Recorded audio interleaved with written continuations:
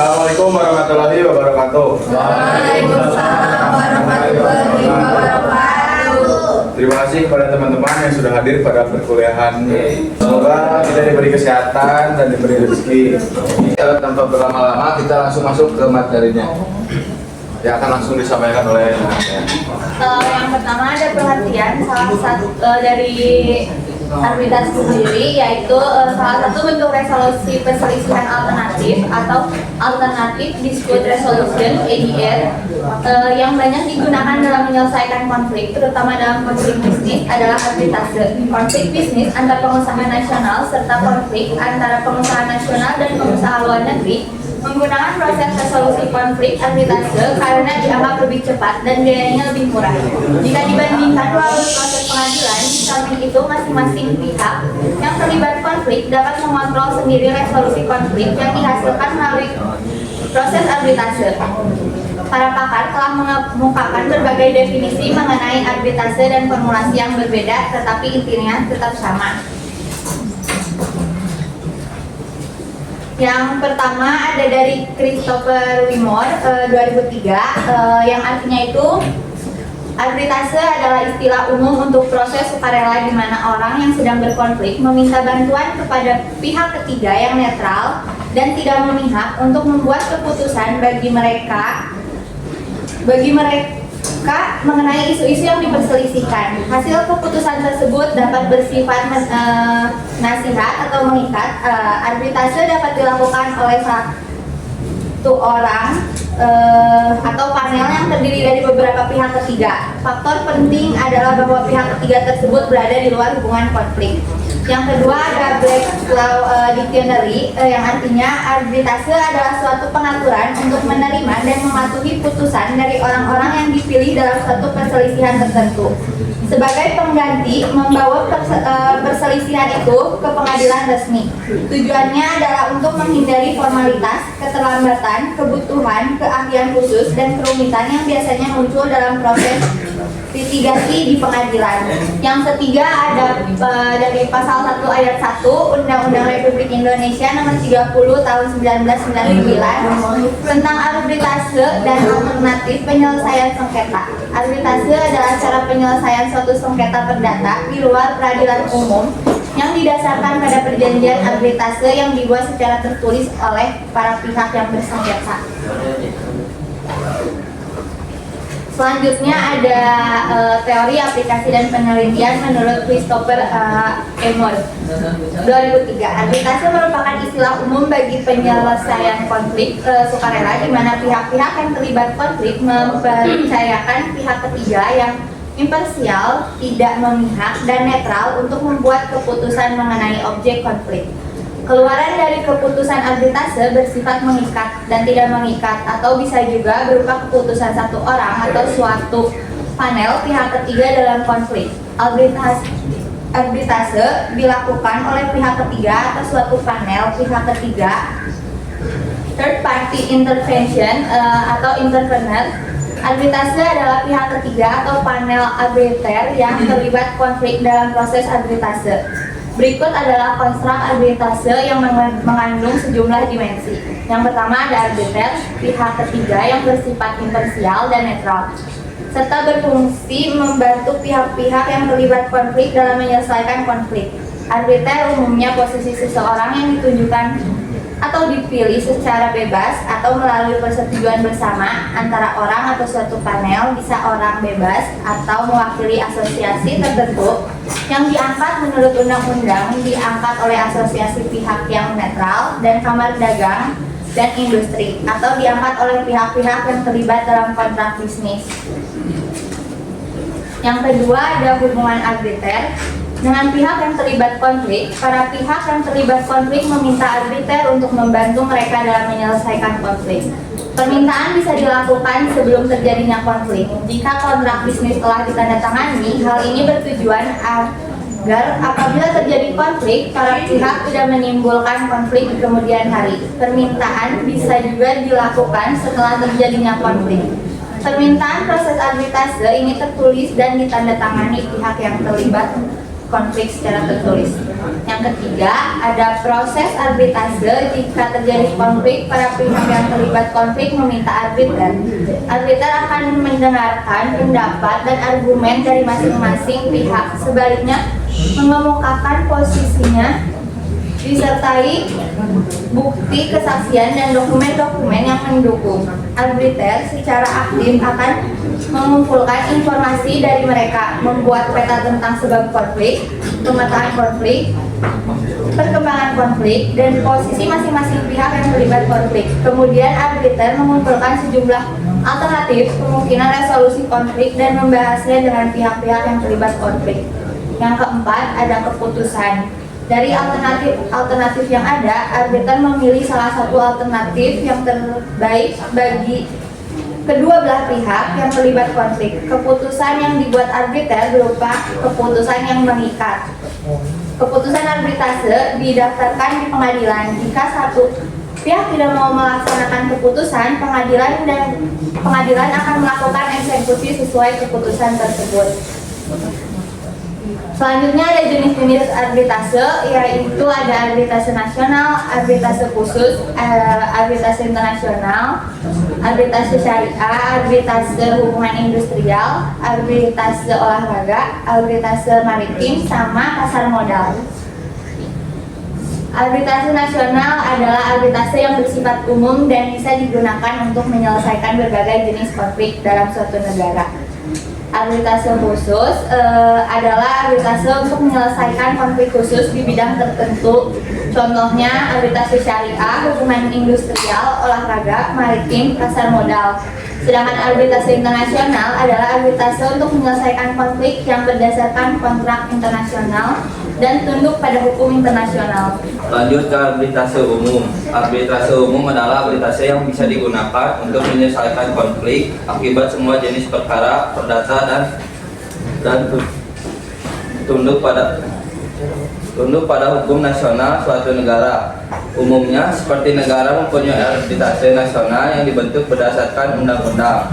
Di Indonesia, arbitrase nasional adalah Badan Arbitrase Nasional Indonesia atau BANI yang dibentuk berdasarkan Undang-Undang UU Republik Indonesia RI Nomor 30 Tahun 1999 tanggal 12 Agustus 1999 tentang arbitrase adalah alternatif penyelesaian sengketa. Undang-undang arbitrase, BANI dapat menyelesaikan konflik yang berdasarkan kontrak dan tunduk pada hukum nasional Indonesia. BANI bisa juga menyelesaikan konflik yang terjadi akibat kontrak internasional, tetapi semua pihak yang terlibat dalam kontrak nasional tersebut menyatakan tunduk pada hukum perdata Indonesia. Terdapat sejumlah alasan para pengusaha menyambut baik adanya sistem arbitrase Indonesia. Alasannya tersebut antara lain,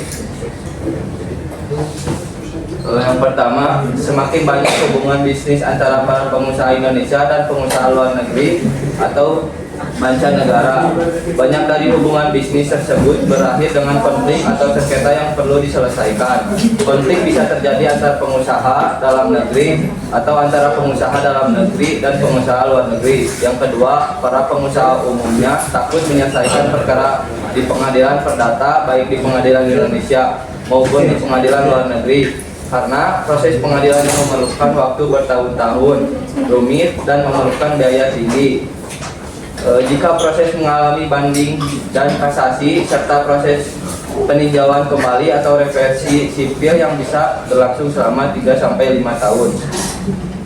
Yang ketiga, para pengusaha juga meragukan kredibilitas pengadilan di Indonesia karena banyak terjadi kolusi dan mafia pengadilan. Hal ini menyebabkan pelaksanaan hukum bisa dimanipulasi oleh mereka yang memiliki hubungan dekat dengan pengadilan. Yang keempat, penyelesaian konflik bisnis melalui proses arbitrase umumnya lebih cepat serta tidak memerlukan proses banding dan kasasi. Keputusan arbitrase bersifat final dan mengikat.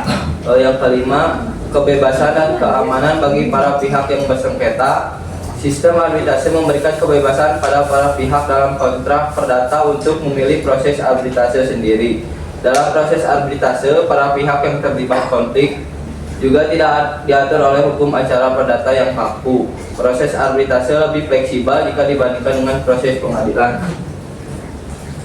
Yang keenam, para arbitrase umumnya ahli dalam bidang yang dipersengketakan. Mereka bukan saja pakar hukum, tetapi juga pakar yang menguasai bidang perdata yang disengketakan. Pihak yang bersengketa juga bisa bebas memilih arbiter tertentu yang mereka anggap menguasai masalah persengketaan di pengadilan. Mereka tidak bisa sembarang memilih hakim yang mereka anggap menguasai masalah karena hakim ditunjuk oleh ketua pengadilan negeri. Yang ketujuh, proses arbitrase bersifat rahasia karena hanya menyangkut pribadi yang bersengketa, tidak bersifat umum. Kerahasiaan ini bertujuan untuk melindungi para pihak yang bersengketa dan kerugian atas penyebaran informasi secara umum. Yang kedelapan, apabila dalam proses pengadilan merujuk mengenai ilmu hukum, dalam proses arbitrase keputusan arbiter bersifat independen, yang unik dan tidak bisa digunakan sebagai dasar hukum proses arbiter lainnya. Dengan demikian, apabila terdapat dua kasus sengketa yang objek sengketanya adalah sama, tetapi keputusan arbiter akan berbeda. Yang kesembilan, keputusan arbiter lebih mudah dilaksanakan daripada keputusan hakim pengadilan negeri. Keputusan arbitrase tidak mengenal banding, kasasi, atau peninjauan kembali seperti halnya proses pengadilan. Sistem arbitrase yang diatur oleh Undang-Undang Arbitrase berbeda dengan sistem arbitrase sebelumnya, yang putusannya tidak selalu final dan mengikat. Menurut Undang-Undang Arbitrase, arbitrase adalah cara penyelesaian suatu sengketa perdata di luar peradilan umum yang didasarkan pada perjanjian arbitrase yang dibuat secara tertulis oleh para pihak yang bersengketa. Perjanjian tersebut dicantumkan sebagai salah satu klausul dalam perjanjian tertulis sebelum terjadinya sengketa atau perjanjian arbitrase tersendiri di luar perjanjian tertulis tersebut setelah terjadinya sengketa. Menurut pasal 3 UU Undang-Undang Arbitrase, setelah kedua belah pihak mengikatkan diri dalam perjanjian arbitrase, pengadilan negeri tidak berwenang untuk mengadili sengketa mereka. Pasal 10 Undang-Undang Arbitrase menjelaskan bahwa suatu perjanjian arbitrase tidak akan batal walaupun terjadi peristiwa seperti meninggalnya salah satu pihak dalam perjanjian, yang kedua bangkrutnya insolvensi salah satu pihak, yang ketiga novasi, yang keempat pewarisan, yang kelima berikut syarat hapusnya ikatan pokok, yang keenam apabila pelaksanaan perjanjian tersebut dialihkan kepada pihak ketiga dengan persetujuan pihak yang melakukan perjanjian atau ibadah tersebut, yang ketujuh berakhirnya atau batalnya perjanjian pokok. Demikian pasal 70 Undang-Undang Arbitrase menyatakan bahwa keputusan arbitrase dapat diminta pembatalan oleh pihak yang dirugikan jika keputusan tersebut mengandung unsur-unsur. Yang pertama, surat atau dokumen yang digunakan sebagai dasar keputusan dinyatakan palsu. Yang kedua, setelah arbitrase memutuskan ditemukan dokumen yang bersifat menentukan dan disembunyikan oleh pihak lawan. Yang ketiga, keputusan diambil dari hasil tipu muslihat yang dilakukan oleh salah satu pihak dalam pemeriksaan sengketa. Permohonan pembatalan diajukan pada panitera pengadilan negeri dalam waktu 30 hari terhitung dan penyerahan dan pendaftaran tersebut pada panitera pengadilan negeri. Ketua pengadilan negeri bisa membatalkan keputusan arbitrase selanjutnya. Keputusan tersebut bisa dimintakan banding ke Mahkamah Agung. Berikut adalah beberapa persyaratan yang menentukan untuk menjadi seorang arbiter menurut Undang-Undang Arbitrase. Yang pertama, cakap melakukan tindakan hukum. Yang kedua, berumur paling rendah minimal 35 tahun. Yang ketiga, tidak mempunyai hubungan keluarga, saudara atau semenda sampai dengan derajat kedua dengan salah satu pihak yang bersengketa. Yang keempat, tidak mempunyai kepentingan finansial atau kepentingan lain atau atas suatu putusan arbitrase. Yang kelima, memiliki pengalaman serta menguasai secara aktif di bidangnya paling sedikit 15 tahun. Yang keenam, hakim, jaksa, panitera, dan pejabat peradilan lainnya tidak bisa menjadi arbiter. Di Indonesia, arbitrase dilaksanakan oleh BANI yang didirikan pada tanggal 3 Desember 1977 sebelum Undang-Undang Arbitrase dibuat. Kedua, The Netherlands Arbitration Institute. Yang ketiga, The Korean Commercial Arbitration Board. Yang keempat, Australian Center for Information Commercial Arbitration. Yang kelima, The Philippine Dispute Resolution Center. Yang keenam, Hong Kong International Arbitration Center. Yang ketujuh, The Foundation for International Commercial Arbitration and Alternative Dispute Resolution. Yang kedelapan, Singapore Institute of Arbitration. Salah satu jenis arbitrase yang berkembang di Indonesia paralel dengan tumbuhnya kegiatan ekonomi Islam adalah arbitrase syariah. Arbitrase syariah adalah arbitrase yang menyelesaikan sengketa dalam bidang ekonomi syariah. Menurut Surat Edaran Mahkamah Agung nomor 08 tahun 2008 yang termasuk ekonomi syariah antara lain adalah kegiatan ekonomi yang pertama bank syariah, kedua asuransi syariah, yang ketiga asuransi syariah, yang keempat reksadana syariah, yang kelima obligasi syariah, yang keenam pembiayaan syariah, yang ketujuh pengadilan syariah, yang kedelapan dana pensiun lembaga keuangan syariah, yang kesembilan bisnis syariah, yang kesepuluh lembaga keuangan mikro syariah. Oke, masih di arbitrase syariah ya. Untuk menyelesaikan konflik dalam bidang ekonomi syariah di luar pengadilan, pada tanggal 21 Oktober 1993, Majelis Ulama Indonesia mendirikan Badan Arbitrase Muamalat Indonesia atau yang disingkat dengan BAMU. Badan ini didirikan dalam bentuk yayasan berdasarkan Akte Notaris Yudo Paripurno nomor 175 tanggal 21 Oktober 1993. Setelah menjalankan fungsinya selama 10 tahun, sebagian dari pendiri yayasan mengundurkan diri, dan dengan dikeluarkannya UU RI nomor 16 tahun 2001 tentang yayasan status BAMU ini harus diubah. BAMU ini diubah menjadi Badan Arbitrase Syariah Nasional Indonesia atau yang disingkat dengan Basarnas. Nah, yang merupakan lembaga arbitrase yang berada di bawah Majelis Ulama Indonesia. Jika keputusan Basarnas tidak dilaksanakan secara sukarela oleh para pihak yang bersengketa, keputusan tersebut dilaksanakan oleh Pengadilan Agama, bukan oleh Pengadilan Negeri. Butir 4 Surat Edaran Mahkamah Agung nomor 08 tahun 2008 tentang eksekusi putusan Badan Arbitrase Syariah menyatakan bahwa dalam hal putusan Badan Arbitrase Syariah tidak dilaksanakan secara sukarela, maka putusan tersebut dilaksanakan berdasarkan perintah Ketua Pengadilan Agama. Lanjut, arbitrase internasional. Ya, jadi dengan berkembangnya bisnis internasional, semakin banyak terjadi kasus perselisihan atau konflik mengenai konflik bisnis antar pengusaha dari berbagai negara. Pihak-pihak yang terlibat konflik sering mempunyai sistem, iklim, dan budaya hukum yang berbeda. Menggunakan arbitrase yang ada di negara-negara pihak yang terlibat konflik seringkali menimbulkan masalah. Untuk menghindari masalah-masalah tersebut, pihak-pihak yang mengadakan kontrak bisnis internasional tidak memiliki arbitrase negara mereka, tetapi memiliki arbitrase internasional. Pada ayat 1 nomor pasal 65, pasal 67 dan pasal 68 UU Arbitrase mengakui eksistensi arbitrase internasional.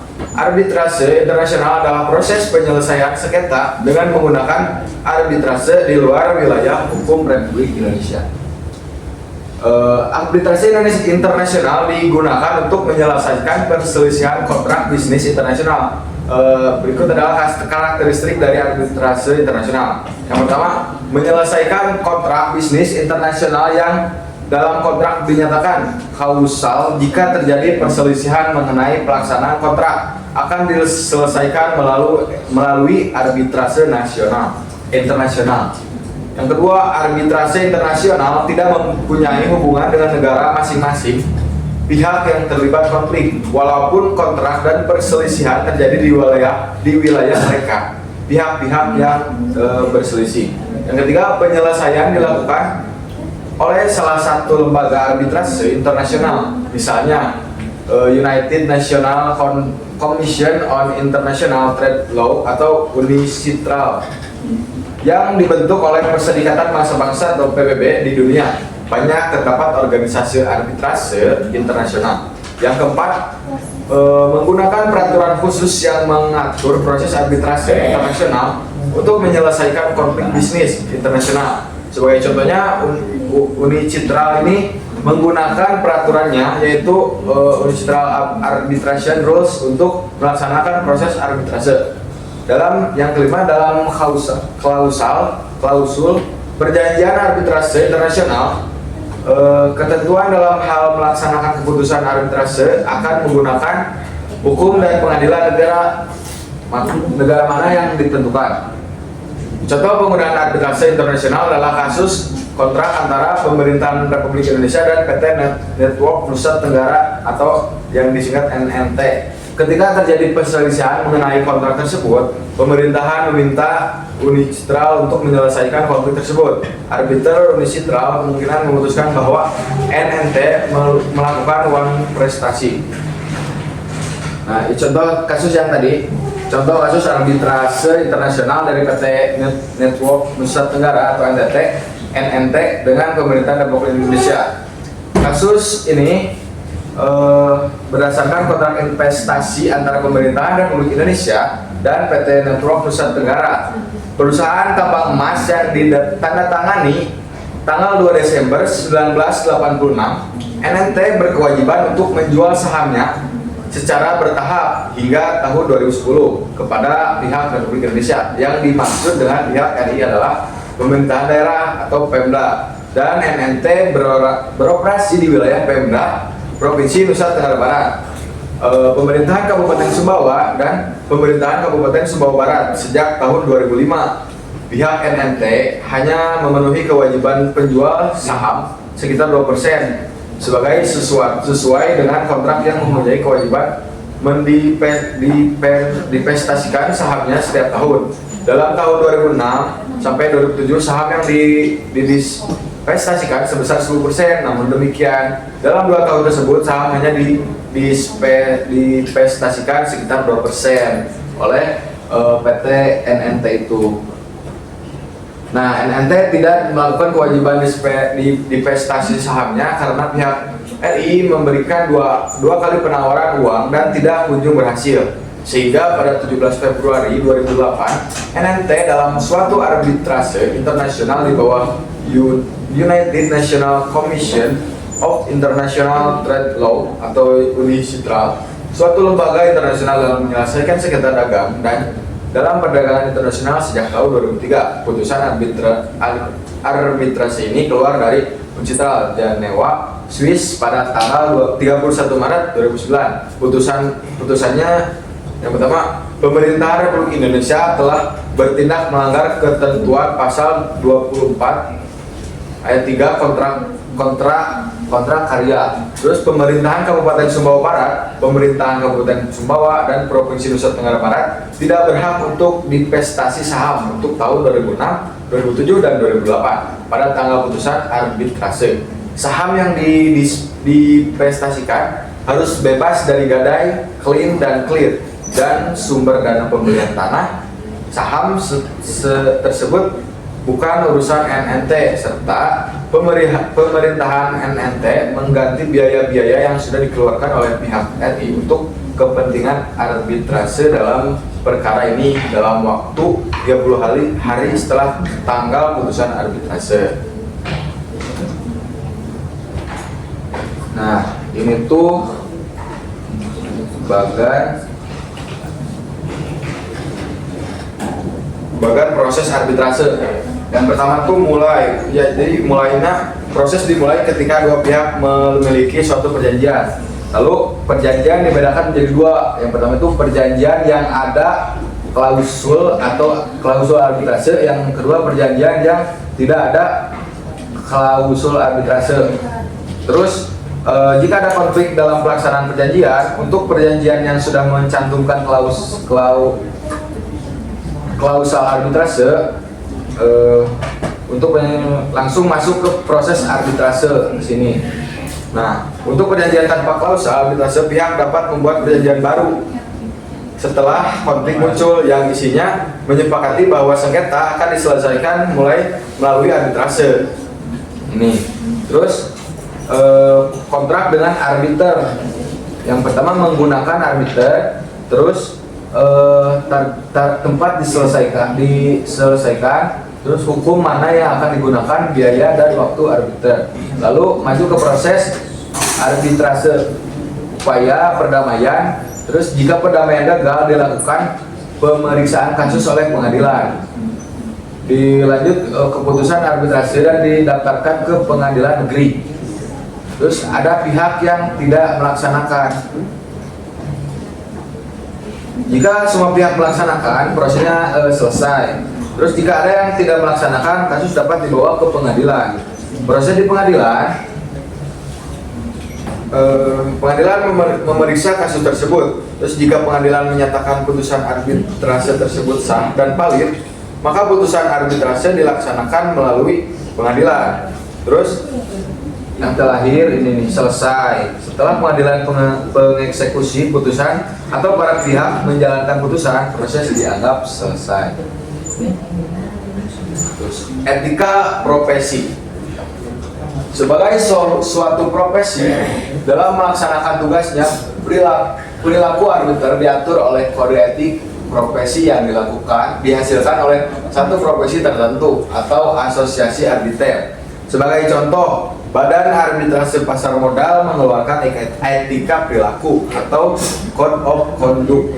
Arbiter atau mediator Badan Pasar Modal Indonesia, kode etik lambang lembaga arbitrase bervariasi bentuknya, tetapi mempunyai sejumlah norma umum yang sama. Berikut ini sejumlah contoh norma yang dipakai dan sejumlah kode etik organisasi profesi arbitrase akan dikemukakan. Yang pertama, arbiter bekerja atas dasar penunjukan dari pihak-pihak yang bersengketa, tidak mencari pekerjaan dari mereka. Terus arbiter bersifat pasif, menunggu, tidak aktif mencari pekerjaan.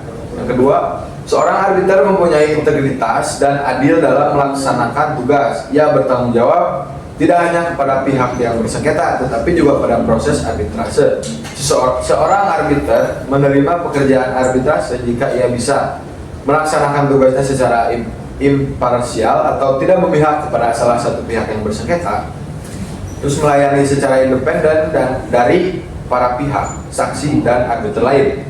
Terus kompeten untuk melaksanakan tugas serta menyediakan keahlian, pikiran dan waktu sepenuhnya untuk menyelesaikan tugasnya. Yang ketiga, tidak mempunyai kepentingan atau suatu konflik dalam kaitan kasus yang diselesaikan. Sebagai contoh, arbiter tidak mempunyai kepentingan finansial dari salah satu yang bersengketa atau mempunyai hubungan keluarga atau pertemanan yang bisa menimbulkan konflik intens. Jika ada konflik interest, mediator wajib menolak untuk melaksanakan tugasnya.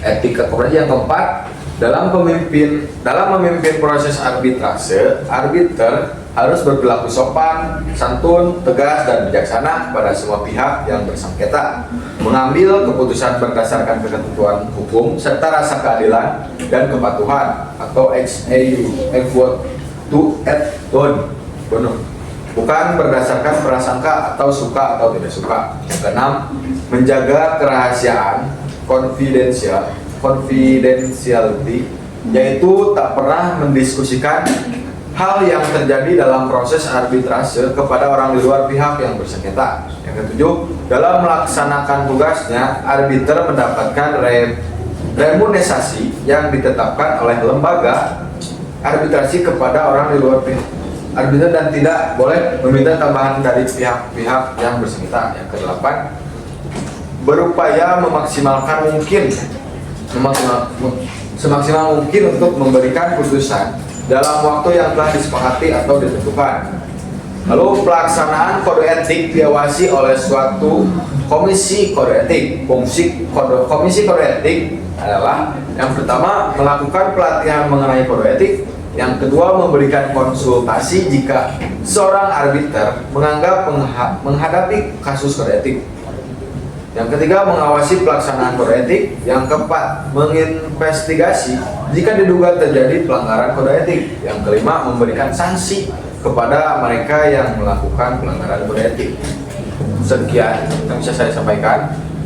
Apabila ada yang mau bertanya, boleh teman-teman, kita masuk ke sesi diskusi. Aku mau nanyain contoh arbitrase yang jasa modal. Arbitrase itu ada 3 ya, Neng ya. Ada arbitrase umum atau nasional, ada arbitrase khusus, satu lagi ada arbitrase internasional. Sok, Yang apa khusus nanyanya? Yang khusus. Nah, yang khusus berarti dia khusus menangani apa? Misalnya khusus itu kalau di buku kan tercantumnya syariat ya. Misalnya yang tentang bisnis syariat aja semuanya. Arbiter khusus. Ya, Yang mana? pasar modal. Pasar modal boleh itu ya, tentang pasar modal. Contoh kasusnya. Saya Fadil Permana. Saya mau nanya, apa sih hal-hal yang membedakan proses mediasi sama arbitrase? Oke, sambil nunggu yang pertanyaan selanjutnya, saya akan menjawab pertanyaan dari Desi. Contoh arbitrase pasar modal. Jadi ada contoh nih, ada investor A dengan PT Mandiri Sekuritas. Nah, investor menggugat PT Mandiri Sekuritas karena transaksi saham yang ia pesan tidak tereksekusi akibat gangguan sistem. Nah, sehingga ia mengalami kerugian. Sengketa dibawa ke BAPMI, yaitu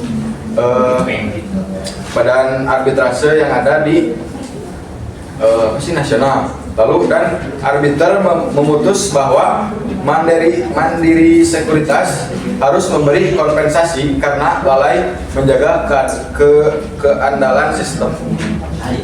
Jadi contohnya tuh kayak investasi sama perusahaan kayak gitu. Sama dong. Aku mau jawab yang Fadil terkait atau hal-hal yang membedakan proses mediasi sama arbitrase ya. Kalau mediasi itu proses penyelesaian sengketa di mana pihak ketiganya tuh buat ngebantu para pihak dapat mencapai kesepakatan. Sedangkan arbitrase itu proses di mana pihak ketiganya itu ngasih keputusan yang mengikat seperti hukum. Oke, untuk pertanyaan terakhir, apa masih ada? Di mana kalau salah satu pihak terkait nolak arbitrase padahal udah ada perjanjian. Salah satu klien ya, klien itu nolak arbitrase padahal itu sudah perjanjian.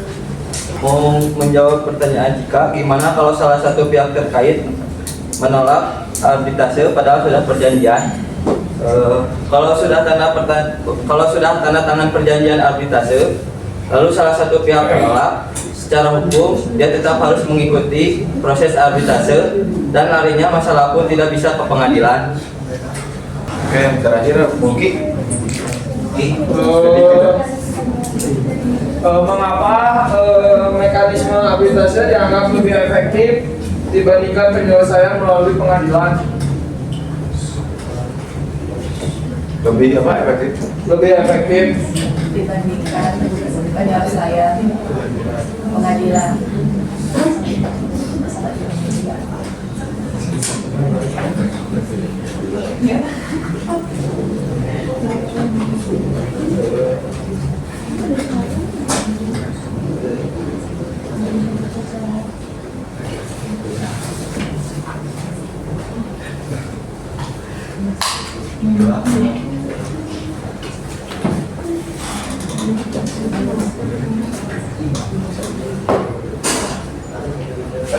Oke, saya akan menjawab dari Muki.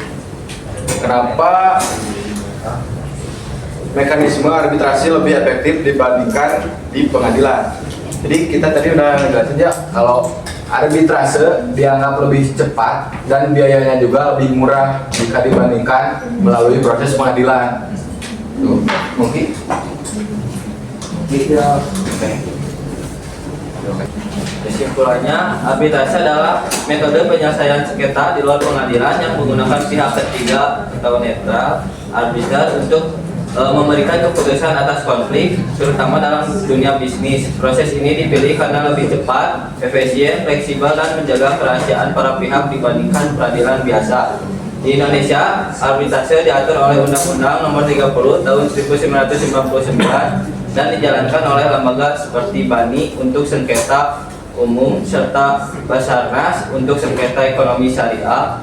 Arbitrase juga digunakan dalam skala internasional melalui lembaga seperti UNCITRAL. Keputusan arbitrase bersifat final dan mengikat tanpa melalui banding atau kasasi.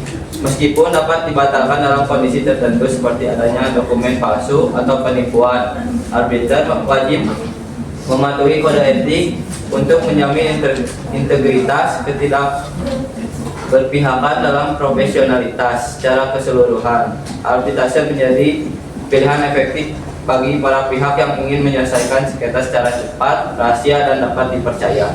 Oke, baik, terima kasih kepada teman-teman yang sudah memperhatikan kita. Mohon maaf apabila kita masih ada banyak kekurangan. Wabillahi taufiq wal hidayah. Wassalamualaikum warahmatullahi wabarakatuh. Waalaikumsalam.